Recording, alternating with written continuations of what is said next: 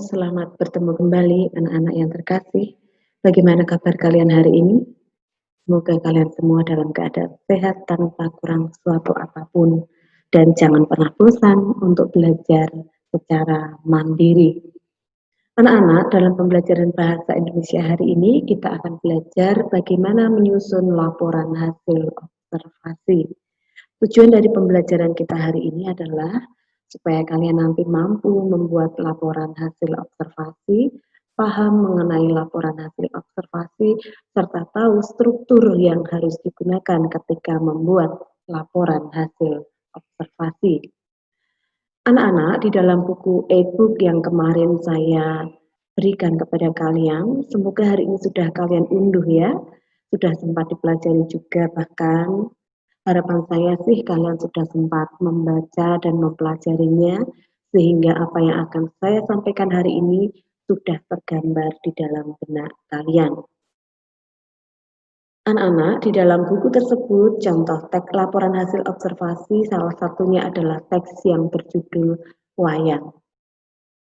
Silakan kalian cermati kembali teksnya. Kalian ingat kembali apa yang sudah kalian baca tentang teks wayang tersebut. Ya, ini teksnya.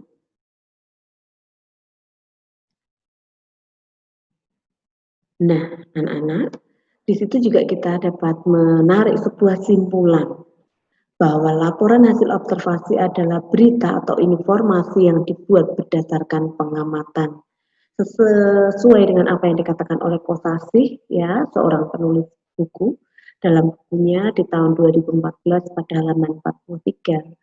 Ia menyatakan bahwa teks laporan hasil observasi mengemukakan fakta-fakta yang diperoleh dari hasil pengamatan, bukan hasil imajinasi.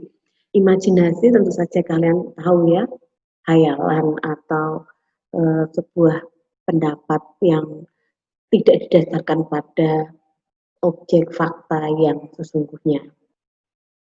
Nah, anak-anak, dari teks wayang tadi, tentu kalian dapat menyimpulkan mengapa teks wayang tersebut digolongkan sebagai teks laporan hasil observasi. Ingat teksnya tadi, kaitkan dengan pengertian ini, maka kalian dapat menarik sebuah benang merah mengapa teks wayang disebut sebagai laporan hasil observasi. Yang berikutnya anak-anak, fungsi teks laporan hasil observasi. Nah, teks laporan hasil observasi itu dibuat tanpa tujuan itu tidaklah mungkin. Pasti ada tujuan yang hendak diperoleh. Salah satunya adalah fungsi. Jadi laporan hasil observasi tadi akan memiliki fungsi yang dapat kita ambil. Contohnya teks wayang tadi. Mengapa ia menulis dan membahas tentang wayang? Bisa saja karena dia itu melihat bahwa saat ini wayang sudah mulai dilupakan. Dengan demikian, ia memberitahukan kepada berbagai pihak, ini loh ada sebuah budaya yang sudah hampir punah. Padahal ini adalah budaya yang bagus. Di dalamnya ada banyak sekali muatan-muatan nilai-nilai, ada beragam jenis dan sebagainya. Nah, itu yang membuat seseorang akhirnya membuat sebuah laporan hasil observasi. Nah, selain fungsi tadi, kita juga dapat mengambil makna atau fungsi bahwasanya teks laporan hasil observasi tadi digunakan untuk memberikan wawasan, pengetahuan kepada orang lain tentang objek yang dibahas. Jadi secara fungsi ini dapat kalian logika begitu, jadi jangan menghafalkan fungsi teks laporan hasil observasi berdasarkan pengertian yang ada di dalam buku. Cukup pemahaman dasarnya, kemudian kalian bisa mengembangkan sehingga sebuah teks laporan hasil observasi dapat dimungkinkan fungsinya lebih dari satu. Anak-anak, yang berikutnya adalah struktur teks laporan hasil observasi. Ada 3 struktur utama dalam teks laporan hasil observasi. Yang pertama adalah pernyataan umum, ini ada contoh ya. Wayang adalah seni pertunjukan yang telah ditetapkan sebagai warisan budaya asli Indonesia. Ini dikatakan sebagai pernyataan umum, pernyataan utama yang mendasari teks atau objek yang akan kita ceritakan. Kemudian yang kedua adalah deskripsi bagian, penjelasan lebih detail dari objek yang sedang kita bicarakan. Jadi dia penjelasan lebih mendalam tentang bagian-bagian dari si objek. Nah, deskripsi bagian ini dapat dimungkinkan lebih dari sekali di dalam pembahasan. Jikalau bisa kalian bayangkan, misalnya kita punya 4 buah paragraf, dapat dimungkinkan bahwa paragraf 1 sebagai definisi atau tadi ya, bagian awalnya tadi, pernyataan umumnya, kemudian paragraf 2 dan 3 menjadi deskripsi bagian, menjelaskan tentang si objek tadi secara lebih detail dan konkret, supaya nanti pembaca bisa memahami lebih detail lagi. Kemudian bagian yang terakhir adalah deskripsi manfaat. Nah, deskripsi manfaat ini tentu saja mengangkat manfaat dari objek yang dibahas atau yang diobservasi. Nah, dengan demikian kita bisa mengambil sebuah simpulan bahwasanya teks laporan hasil observasi, ingat tadi ada 3 bagian. Yang pertama pernyataan umum, deskripsi bagian, deskripsi manfaat. Jangan lupa 3 bagian ini tadi untuk yang bagian tengah, deskripsi bagian atau pendetailannya, penjelasan lebih detail itu bisa lebih dari sekali. Nah, berikutnya anak-anak untuk laporan hasil observasi tadi ada ciri kebahasaan atau unsur kebahasaan yang dapat kita lihat. Yang pertama adalah adanya kata serta frasa verba dan nomina ya. Jadi frase yang berupa verba, nomina, kata yang berupa kata verba, nomina dapat kita jumpai di dalamnya. Apa itu nomina dan apa itu verba? Silakan diperhatikan di sini. Nomina itu diambilkan contoh di situ yang berupa kata adalah wayang. Yang berupa frasa adalah, nah ini, seni pertunjukan yang telah ditetapkan sebagai warisan budaya asli Indonesia. Apa bedanya kata dan frasa? Ada yang bisa menjawab? Secara bentuk coba perhatikan. Iya, kata itu gabungan dari huruf-huruf yang membentuk makna. Sedangkan kalau frasa di dalamnya itu ada gabungan-gabungan kata yang kalau nanti digunakan di dalam kalimat dia akan menduduki satu fungsi atau satu istilah kalian itu satu peran ya, bisa sebagai subjek, predikat dan sebagainya. Berikutnya verba. Demikian halnya dengan nomina tadi anak-anak, verba pun dapat kita jumpai dalam bentuk kata dan juga frasa.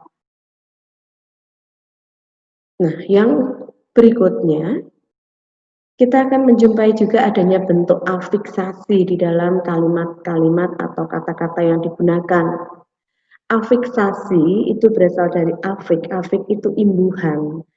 Isasi itu proses, jadi afiksasi adalah proses pembentukan kata yang melibatkan imbuhan.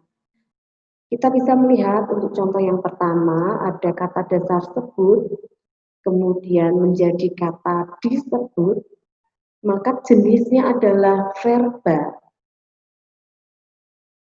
Kemudian imbuhannya digunakan di. Menakutkan itu juga verba. Verba tadi apa nama lainnya anak-anak? Kerja, iya betul sekali. Jadi verba itu memiliki makna kerja, sedangkan nomina memiliki makna benda.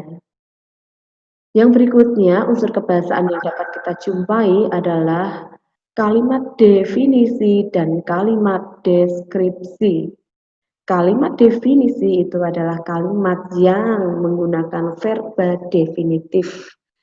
Dan kalimat deskripsi yaitu kalimat yang menggunakan verba sebagai deskripsi.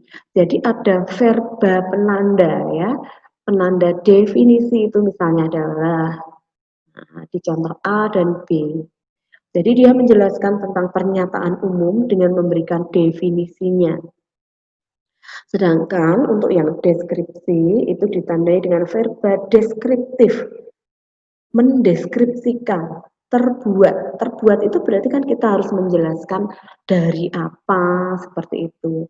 Nah, itu contoh dari kalimat definisi dan deskripsi. Unsur yang keempat adalah kalimat simpleks dan kompleks. Kalimat simpleks adalah kalimat tunggal, sedangkan kalimat kompleks adalah kalimat lawannya, yaitu kalimat majemuk. Majemuk atau tunggal itu dilihat nanti dari keberadaan klausanya. Jadi kalau tunggal itu hanya memiliki satu klausa. Klausa itu dapat kalian lihat itu apa istilahnya ya? Dia ada satu susunan fungsi. Nah, fungsinya kita lihat pada kalimat A, B, C. Masing-masing fungsi atau peran dia hanya hadir sekali. Predikatnya sekali, subjeknya sekali, kemudian keterangan sekali, dan yang lain sebagainya. Di situ juga tidak kita jumpai adanya konjungsi. Apa itu konjungsi, anak-anak? Konjungsi adalah kata penghubung. Jadi kalau ada kata penghubung itu bisa menjadi penanda bahwa dia bukan kalimat simpleks. Nah, tapi yang kompleks.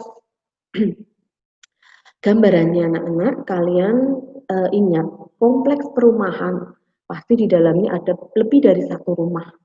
Tapi kalau yang simpleks itu hanya ada satu rumah. Dengan demikian, kalau disebut sebagai kalimat kompleks, ada kemungkinan dia untuk dapat dipecah menjadi kalimat-kalimat simpleks. Berikutnya, untuk contoh dari kalimat kompleks. Kompleks ini bisa dibedakan menjadi kompleks setara dan kompleks bertingkat. Anak-anak perhatikan di sini untuk yang setara. Setara ini bisa ditandai dengan penggunaan konjungsi dan, kemudian juga bisa tetapi. Kita perhatikan ya anak-anak. Dalam budaya modern, wayang berfungsi menghibur dan mendidik. Penanda yang pertama adalah munculnya konjungsi, seperti yang tadi saya kemukakan. Ciri yang kedua adalah bahwa kompleks tadi pasti bisa dipecah ke dalam simpleks. Coba kita pecah. Dalam budaya modern, wayang berfungsi menghibur, itu kalimat pertama. Kalimat kedua, dalam budaya modern, wayang berfungsi mendidik. Kalimat kedua. Dua kalimat ini sama-sama simpleks, tapi begitu kita jadikan satu, maka akan disebut sebagai kalimat kompleks. Hasilnya seperti ini, contoh A. Demikian juga untuk contoh yang B. Sedangkan untuk kalimat kompleks yang bertingkat, nah yang bertingkat ya, kita perhatikan di sini, artinya adalah di dalam salah satu fungsi ternyata masih diperjelas lagi. Ya, di dalam satu fungsi masih diperjelas lagi. Kita lihat contoh. Keberadaan The Topeng tidak dapat dipisahkan dengan Museum Angkot karena kedua tempat ini berada di satu tempat yang sama. Keterangan pada kalimat ini, keberadaan The Topeng tidak dapat dipisahkan dengan Museum Angkot. Nah, keterangan ini diperjelas lagi dengan tambahan keterangan. Karena kedua tempat ini berada di satu tempat yang sama. Secara gambaran di sini kita lihat munculnya ada S, P, K, dan muncul K lagi. Ada double fungsi yaitu K. Peran yang muncul dua kali yaitu K atau keterangan. Nah, di dalam keterangan kedua kita bisa menganalisis, menjumpai adanya klausa lagi, adanya susunan peran atau fungsi lagi. Kedua tempat ini subjek, berada, predikat, di satu tempat yang sama keterangan. Jadi kalau kalimat bertingkat di dalam salah satu fungsi masih kita temukan munculnya klausa, ya. Jadi di dalam salah satu fungsi muncul klausa. Dan kalau yang setara tadi kemunculan double fungsinya.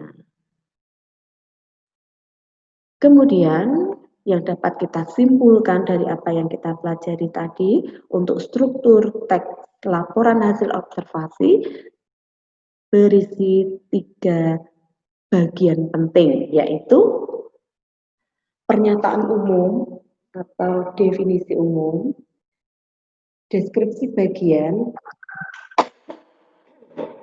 dan deskripsi manfaat. Nah, deskripsi bagian nanti bisa menjadi beberapa paragraf. Bisa lebih banyak daripada definisi umum dan dan deskripsi manfaat. Anak-anak, itulah yang kita pelajari hari ini tentang menyusun laporan hasil observasi. Materi lebih detail bisa kalian baca di dalam e-book pada bagian bab yang pertama. Jika ada pertanyaan-pertanyaan, kalian boleh langsung menyampaikan kepada saya lewat Japri atau lewat Zoom. Yang berikutnya anak-anak, setelah ini nanti kalian akan ibu berikan beberapa buah latihan. Tolong latihan ini kalian coba supaya kalian nanti bisa berlatih untuk memahami kebahasaan di dalam teks laporan hasil observasi.